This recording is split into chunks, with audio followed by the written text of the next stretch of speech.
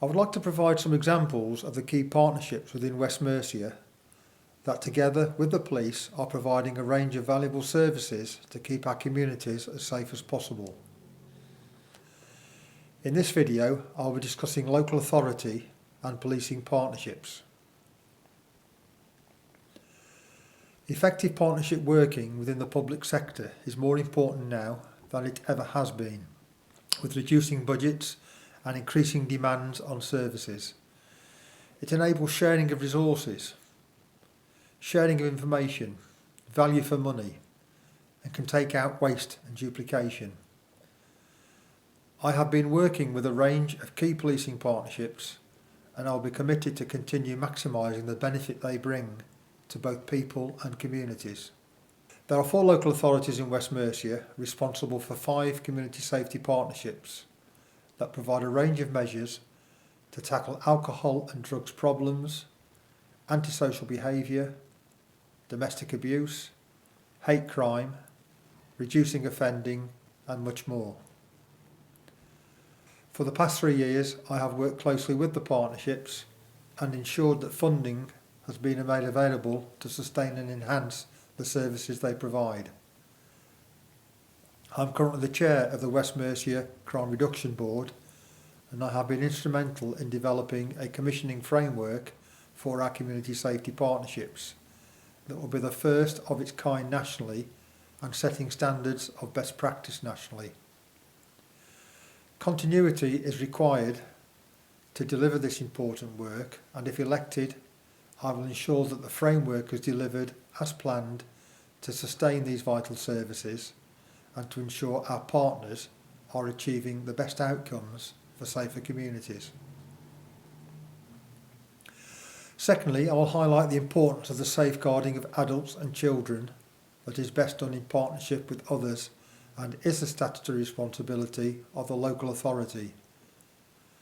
Multi-agency safeguarding hubs are considered the best approach of bringing key partners together with co-location, early assessment, sharing of information and resources, providing the best chance of keeping vulnerable people safe. A number of multi-agency safeguarding hubs have recently been introduced in West Mercia, and I will ensure that the same approach is taken in all operational policing areas and provide the resources necessary from a policing perspective.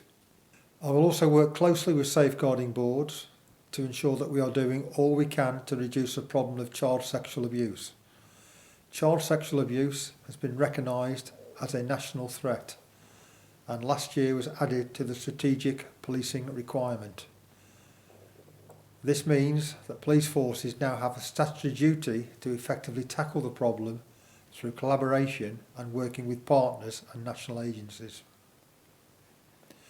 Additional resources have recently been provided within West Mercia to strengthen the police response in protecting vulnerable people from harm and to tackle the problem of child abuse. I will ensure that these essential resources are maintained and added to if necessary.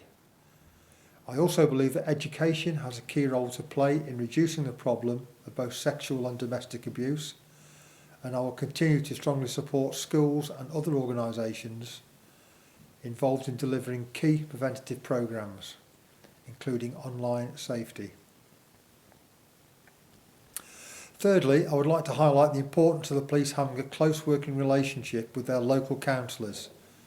During my time as Deputy Police and Crime Commissioner, I have visited all 6 Worcestershire District Councils and many town and parish councils to engage in debate, offer a strategic perspective of policing and to discuss local policing issues.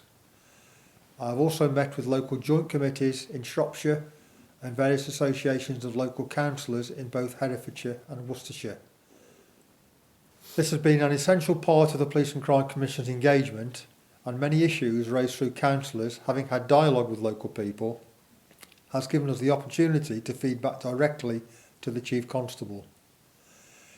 I believe that it is essential that local policing teams work closely with local councils to resolve problems and to keep them updated about local crime and antisocial behaviour, together with the results being achieved. I will continue to encourage the Chief Constable to direct his local policing teams to effectively communicate with and engender good working relationships with local councils and to work in partnership to resolve local policing problems.